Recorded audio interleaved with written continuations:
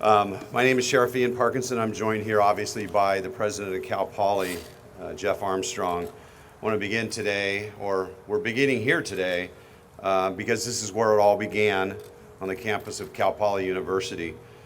On May 25th, 1996, this was the last place that Kristin Smart was seen alive. It has been 24, almost 25 years since Kristin went missing. 24 years without a resolution until today. I'm here this afternoon to announce the arrest of Paul Flores for the murder of Kristin Smart and the arrest of his father, Ruben Flores, as an accessory to the murder. I want to start just with a little timeline for those who may not follow this completely. So how did we get here? It's been a long process. Kristin Smart was a 19-year-old freshman Cal Poly student in May of 1996. She was last seen on May 25th of 1996 at approximately 2 a.m. near the intersection of Perimeter and Grand Avenue, which is right over my left shoulder, as she walked home from an off-campus party. Kristin was last seen with Paul Flores, also a 19-year-old freshman that walked her home from the party. Kristin never returned to her dorm room that night and has not been seen or heard from since that time. She was reported missing to the Cal Poly Police Department on May 28, 1996. Cal Poly Police handled the initial investigation into her disappearance with the assistance of investigators from the San Luis Obispo County District Attorney's Office. On June 26, 1996, about a month later, the San Luis Sheriff's Office assumed the lead investigation in the case. We have actively investigated the case since that time. We have received assistance from the FBI, California Department of Justice, numerous other law enforcement agencies throughout the state of California and actually out of the state of California. I introduced Detective Cole for a reason. About 4 years ago, the Board of Supervisors, and I think the chair of the board, Lynn Compton, is here, granted a request that I had for a unsolved cold case detective.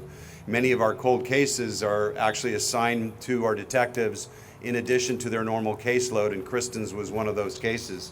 Kristin's was one of the cases that I targeted for this position, and after granting that position, Detective Cole assumed that position and has been working on Kristin's case since then.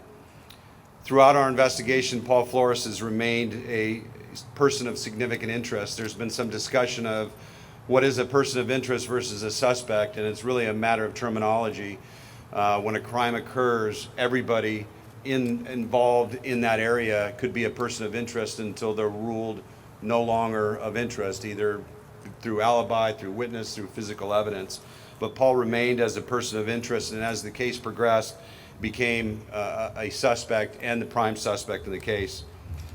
So I became sheriff in 2011 and requested a complete review of all the physical evidence that had ever been taken in the missing person case.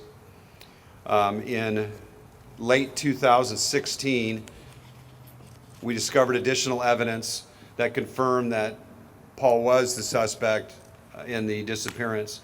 In 2019, we interviewed several witnesses that had not been previously interviewed, and I'll say some of that information came to light through the podcast that many of you are familiar with, that was produced and eventually led to our interviewing that witness.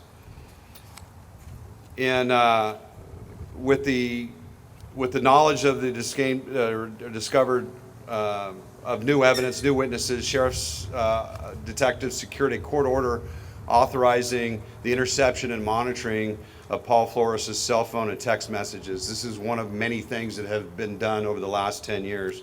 In February of 2020, detectives served search warrants at the home of Paul Flores, as well as his sister, mother, and father, all simultaneously last year. Physical evidence recovered during these searches led to the service of additional search warrant at Paul Flores' residence in April of last year. During the search warrant, detectives recovered evidence related to the murder of Kristin Smart. In March of this year, detectives served another search warrant in Arroyo Grande at the home of Ruben Flores, the father of Paul Flores. Additional evidence related to the Smart investigation was discovered at that time. So as a result of this evidence, a San Luis Obispo Superior Court judge signed 2 arrest warrants and 2 additional search warrants. At approximately 07:30 this morning, today, both were arrested simultaneously with a team down in San Pedro, California, and a team in Arroyo Grande, California. And they arrested Paul Flores and his father, Ruben.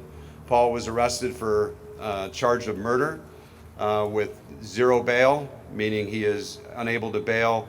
And Ruben Flores was arrested as an accessory to murder with a bail of $250,000. We are still currently in the process of executing those search warrants. Could be there for the remainder of the day or even into tomorrow, depending on what they find. Now, I understand a lot of people want to know what we found in the detail, and that's kind of the question that people continuously ask us and ask me is, what exactly did you find and what exactly do they have that has led to this? Well, I can tell you, unfortunately, the search warrants were sealed, which means I cannot discuss what evidence was found, and probably more importantly is that we have a due process right now, and everybody here is allowed that due process right. That means it has to go to court. There has to be a trial of 12 people and decide his guilt or innocence. So discussing specific items of evidence is just not appropriate at this point. I will say this, and this is probably a question that I will answer at this point, that we have not recovered Kristin. We will continue to focus on finding her remains regardless of any court action. So we will continue the process of finding out where Kristin is. We know that's an important part or important issue with the family. When I took office, one of the first acts that I mentioned was re-examining, starting from the beginning. And I often tell people this, that law enforcement solves crimes really 2 ways, through witnesses and physical evidence. When we lack witnesses, we rely on physical evidence. You hear it in the news all the time about physical evidence that has linked somebody to a crime. Well, that's extremely important to solving a crime. In this case, we were dealing with a case that was, at my point of coming in office, about 14 years old, which makes it very difficult. Since that time, I believe there's a list somewhere, I can't see it, probably somewhere over here. Thank you. That is highlighting what I'm just about to tell you.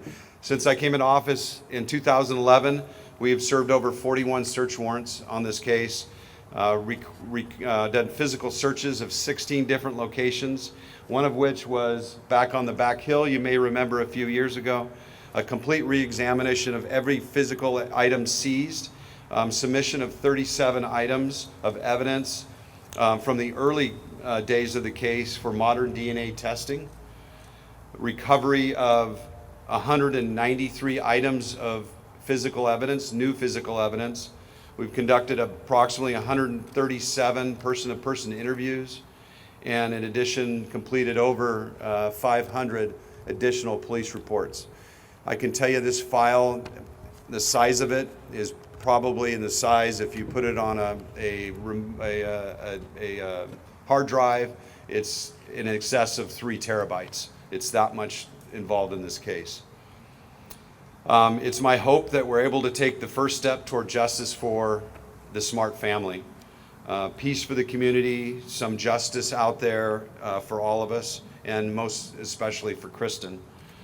I have spoken to the Smart family numerous times, including this morning, matter of fact, twice today. I think they're feeling a bit of relief, but as you can imagine, until we return Kristin to them, this is not over, and we have committed to them that we are not going to stop until Kristin has been recovered, no matter what the cost, no matter what the time. we're committed to that. And I know they believe in us. I know they believe that we will find Kristin. So this afternoon, we have turned the case over to the San Luis Obispo District Attorney's Office. The way the process works, the warrants that were signed by the Superior Court allowed for the arrest and booking of Paul and his father, Ruben.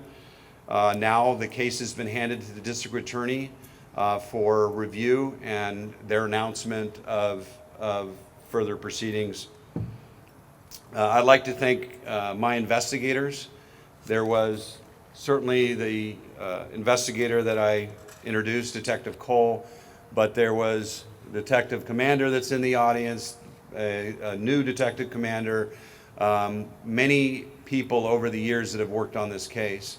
I think the people that are representing here today, myself, the Chief of Cal Poly Police, weren't part of this investigation, weren't part of this agency that we are all in when this happened.